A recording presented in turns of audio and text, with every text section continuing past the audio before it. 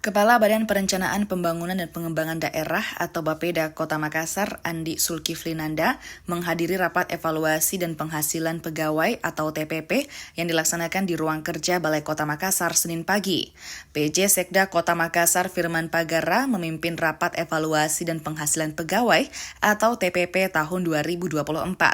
Rapat pembahasan TPP ini untuk menindaklanjuti keputusan Menteri Dalam Negeri nomor 900 sampai 4700 tahun 2020 tentang tata cara persetujuan Menteri Dalam Negeri terhadap tambahan penghasilan pegawai aparatur sipil negara di lingkungan pemerintah daerah. PJ Sekda Kota Makassar Firman Pagara bilang aturan terkait kenaikan TPP untuk pegawai negeri sipil atau PNS dan pegawai pemerintah dengan perjanjian kerja atau P3K